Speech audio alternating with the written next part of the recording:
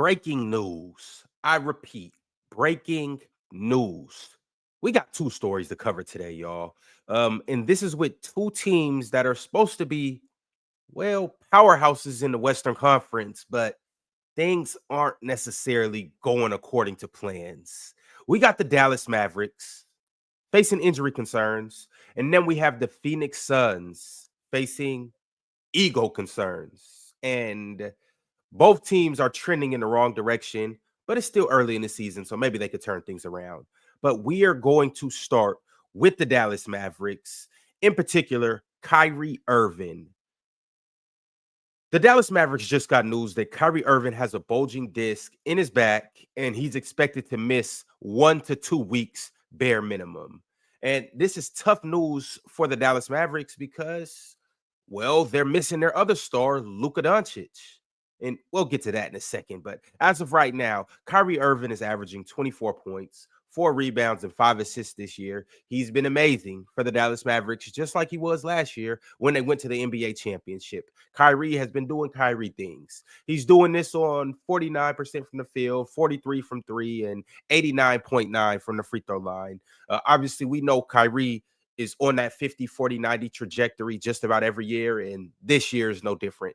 He's finished with that once in his career, but he's always around that area, and he's could potentially do it again this year, but he won't be able to do it in the next 1 to 2 weeks because he will be in street clothes on the sideline. But the bigger concern is not just that Kyrie is hurt, but it's that Kyrie and Luka's hurt. And as you guys know, Luka Doncic was hurt on Christmas, and he's expected to miss an extended amount of time with a left calf strain. He's going to be reevaluated later this month, but there's no timetable as to when Luka Doncic is going to be back. And now they're missing Kyrie for 2 weeks. And the thing about it is, Kyrie was the one who was supposed to hold this Dallas Mavericks team afloat while Luka was out. You know what? When Luka's out, Kyrie averages 27.7 points, 6 assists, and 5 rebounds for the Dallas Mavericks.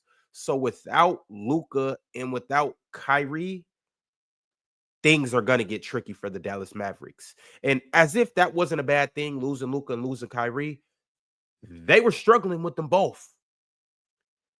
Dallas was on they're 3-10 in their last 10 games. They're currently on a 5-game losing streak, and they just lost 1 game without both of them tonight. So the last couple games have been with them both. But tonight they lost to the Memphis Grizzlies by a score of 119-104. And it's going to be tough to figure out what the Dallas Mavericks are going to do without them and where they're going to find their offense. Tonight, PJ Washington led them in scoring with 17 points. He had 17 points, 10 rebounds. Derek Lively had a double-double, 14 points, 12 rebounds. Najee Marshall chipped in 16, and Klay Thompson had 15. Their starting lineup was Najee Marshall, Klay Thompson, Maxi Kleber, PJ Washington, and Derek Lively. Jaden Hardy off the bench had 15 points. Quentin Grimes and Spencer Dinwiddie both played key minutes for him as well, but it wasn't enough to beat the Memphis Grizzlies, who are the number 2 seed in the Western Conference. And Jaren Jackson Jr. went ballistic with 35 points, 13 rebounds, 5 assists. He had a good game, 35 points. Wow.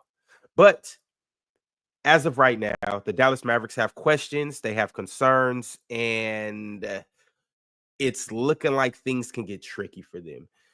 They play the Lakers tomorrow. Then they play the Blazers. They play a back-to-back against the Nuggets, thankfully at home. Then they play the Pelicans. They play the Thunder. They play the Hornets. They play the Timberwolves. And this leads to the game where Kyrie should be back in 2 weeks, January 23rd, when they play in OKC. But Kyrie's going to miss, it looks like 1, 2, 3, 4, 5, 6, 7, 8, 9 games, potentially 10. The Mavericks are already 3-10 in their last 10 games, lost 5 in a row. This is a terrible time for the Mavs. And what makes it even more terrible is that they're in a stacked Western Conference. Now, as of right now, they're 20-16, and they're tied for the 6th seed with the Clippers. But how long can they hold their reign at the 6th seed? It's looking like they're going to fall into that play-in territory, and potentially they could fall out of the playoff picture. Now, the Sacramento Kings at 17-19 and they're also on a 4-game winning streak, are only 3 games behind the Dallas Mavericks. So that's what separates the 6th seed and the 11th seed. If the Mavericks continue to do what they're doing, they would definitely fall out of the playoffs. So we'll just have to see if they can hold it afloat, keep it together, and just maintain middle ground without Luka Doncic and Kyrie Irving. But speaking of being out of the playoffs, the Phoenix Suns. Let's talk about these guys because not only are they out of the playoffs, not only are they underachieving, not only is things not going according to plans, they have the highest salary in the NBA. They're paying Bradley Beal, Nurkic, Kevin Durant, Devin Booker, Tyus Jones, and everybody else on that roster. They have the highest payroll in the NBA, but they are literally out of the playoffs right now. The Phoenix Suns are 16 and 18, and I would say that this is the biggest failure story in the NBA as of right now. You have your big three, Kevin Durant, Devin Booker, and Bradley Beal, and they all three have underperformed this year. And the Phoenix Suns are 3-7 in their last 10 games, but they did happen to win tonight. They got a win tonight. And this could be in large part due to Coach Bud deciding to move Jusuf Nurkic and Bradley Beal to the bench. And ironically, the first game that he moves them to the bench, they beat the Sixers by a score of 109-99. What makes it even more ironic and funny is that this is the first time since Bradley Beal got to the Phoenix Suns last offseason that he has led the team in scoring. Yes, Bradley Beal came off the bench today and led the team in scoring with 25 points, 5 assists, and 3 rebounds. Kevin Durant had 23 points. Devin Booker is continuing his rough season. Only had 10 points. He did have 10 assists, but he shot 3 for 16 from the field. So maybe, just maybe, coming off the bench was the right string to pull from Coach Bud. Bradley Beal shot 10 of 15 from the field, 25 points once again. Jusuf Nurkic, on the other hand, he was benched for Mason Plumlee, and he had a all right game, I guess. He had 5 points, 7 rebounds, but he only played 15 minutes, which is kind of weird. But hey, I guess Coach Bud is going in a different direction, and as of now, they are 1-0. So it's expected to stay this way. We'll see exactly what happens with the Suns, and it's actually also ironic that this is what happened because this all happened after the Suns took an L last week, and they lost their 4th straight game to the Indiana Pacers by a score of 126-107. And there was a picture of Devin Booker and Kevin Durant laughing as the clock was expiring on the bench. And Bradley Beal came out and said this. He said, "We are definitely pissed off. We are not happy about it. It's a good thing, though." And why he said it's a good thing? He said, because you don't want guys smiling and happy and shit after 4 losses. So, well, that happens, and the Suns were 1-7 over their last 8 games. Coach Bud decided to shake things up, bring Bradley Beal off the bench, and now, hey, they win their first game. Bradley Beal performed well, so we'll see how this trends moving forward.